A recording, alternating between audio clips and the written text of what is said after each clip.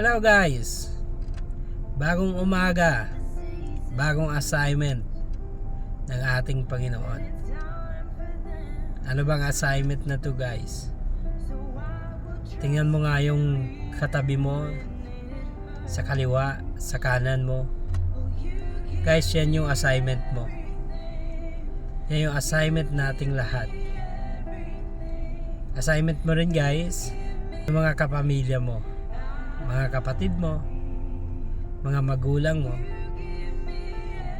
o yung mga kapamilya natin na bukas sa pag-uunawa, bukas sa pag-intindi, bukas sa mga posibilidad na pwede makatulong sa ating buhay. Lalong-lalo na guys, lahat tayo mga tao nakapokus sa paghahanap buhay. Lahat tayo, pinapakain lang natin ang ating makamundong katawan. Pero guys, kailangan din natin pakainin ang ating espiritual. Hindi lang sinabi guys na sisimba ako ngayon. Sisimba ako para makapagbawas ng kasalanan. Guys, rason ko rin yan dati. Rason ko yan dati na kung saan gumagawa lang tayo ng excuse sa ating Panginoon para hindi tayo makagawa ng utos niya sa atin. Guys, may utos ang Panginoon. May isang araw tayo guys na kailangan pumasok tayo sa kanyang tahanan para makinig, para unawain, para i-apply ang kanyang mga salita sa ating buhay. Pero guys, alam ko masyadong maaga to para pag-usapan natin. Pero guys, ito yung binigay ng ating Panginoon. Bagong umaga, bagong assignment guys. At yan yung ating pag-uusapan. Ang ating Panginoon ay minolde tayo. Minold niya tayo na kung saan maging maganda, maging pogi, maging kaaya-aya sa patingin ng tao. Siyempre, naging kaaya-aya muna sa patingin ng ating Panginoon bago sa tao. Kaya guys, sa umagang ito, may assignment tayo guys na kailangan nating gawin. Na tayo ay ginawa ng ating Panginoon para sa isang purpose, para sa isang assignment, para sa isang pagsusulit na kung saan kailangan nating gampanan, kailangan nating isabuhay, at kailangan nating gawin. Dahil ang pagsusulit na to guys, hindi makamundo. Dahil ang pagsusulit na to guys, yung assignment na to ay hindi para sa mundo. Ang assignment na to ay ang mga nakatira dito sa mundo para madala sa langit, para makapasok ng langit. Siguro guys, iisipin nyo, kamatayan ba pinag-uusapan natin? Hindi guys. Ang pinag-uusapan natin ay kung paano tayo makatulong dyan sa tao, sa kaliwa, sa kanan mo, sa unahan mo, kahit yun nasa likod mo guys. Paano sila kung walang gaganap na pinapagawa ng ating Panginoon dito sa mundo? Sabi nga dun guys, na-share ko na to dati, for God's love the world.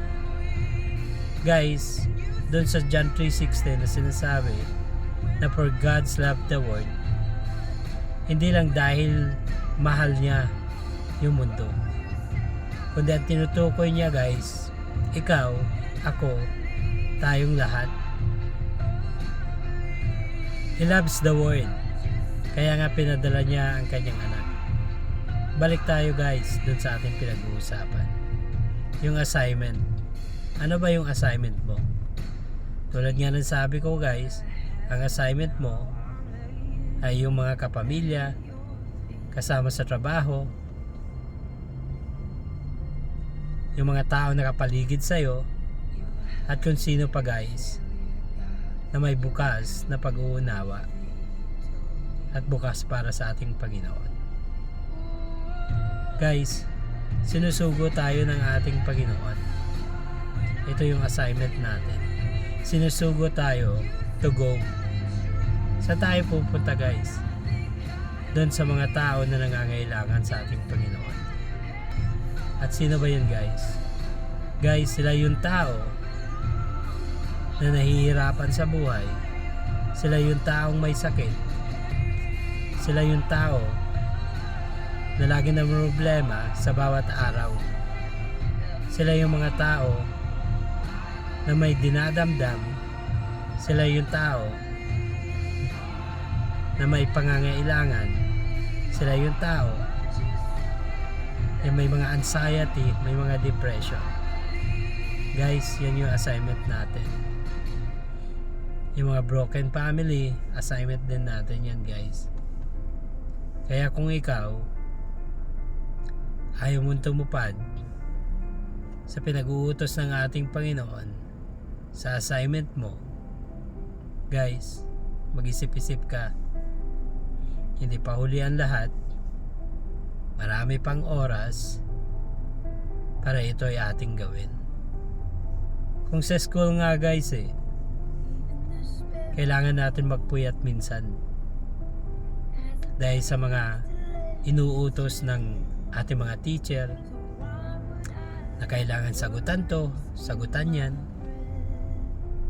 kailangan mo mag-review nito, mag-review nyan, dahil meron tayong pagsusulit araw-araw. Guys, ang pagsusulit ng tao ay araw-araw din.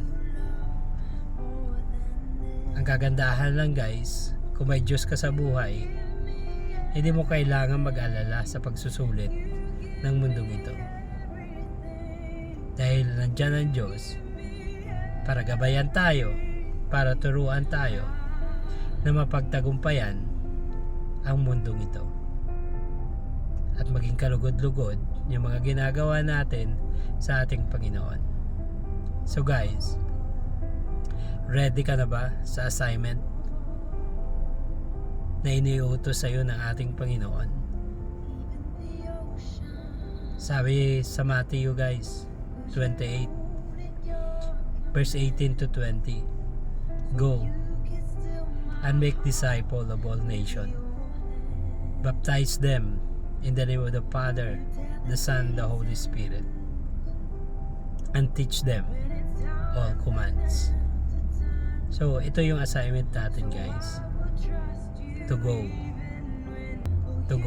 kung saan nandun yung mga anak ng ating Panginoon na nangangailangan sa Kanya. So ikaw guys,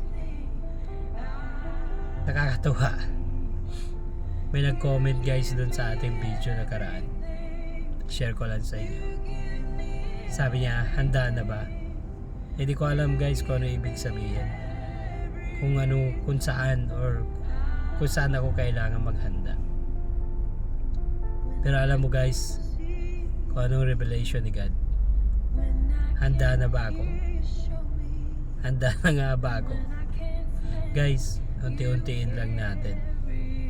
Siguro sa ganitong sharing natin sa bawat morning, we don't know.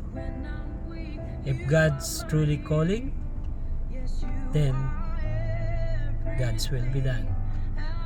Siguro guys, sa iba na nakakakilala sa akin, nakakatawa.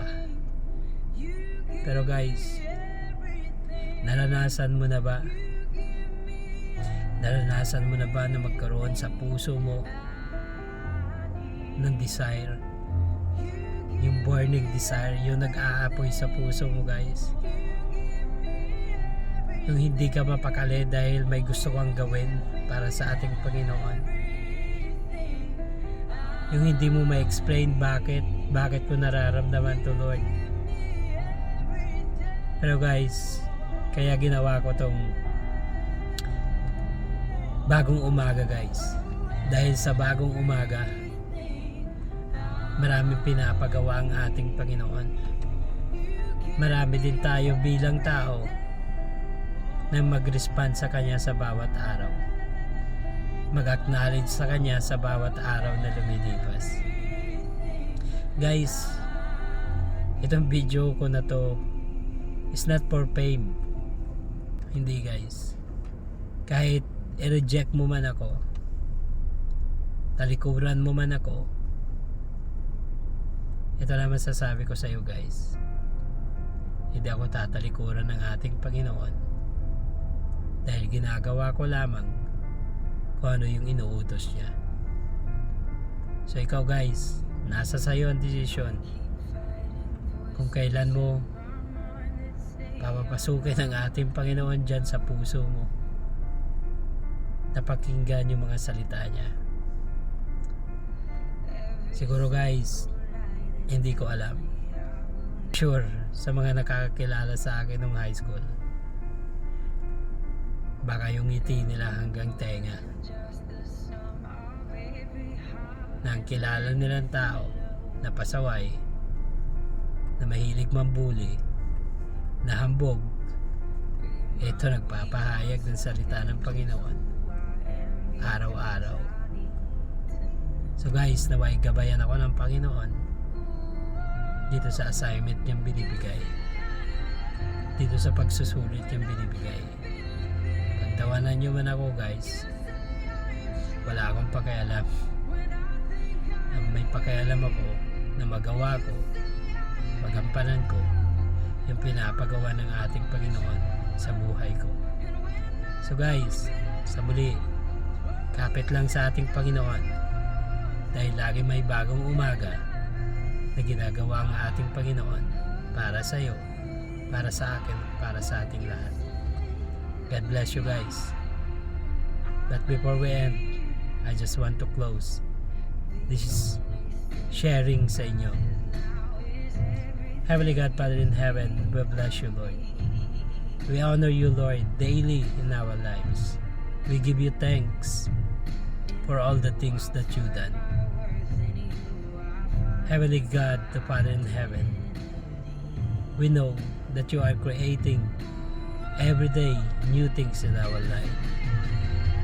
And we are thankful, Lord, and privileged na sa bawat bagong umaga na yung pinagkakaloob ay nakakaganap kami, Panginoon, ng aming tungkulin para sa iyo, sa kailuluwalhati mo, at saka i-glorify mo. Salamat sa muli, Panginoon. Pagpalain mo ang araw na to at gabayan ang bawat isa. God bless you, guys. Bagong umaga, bagong assignment. Handa ka na ba? Amen.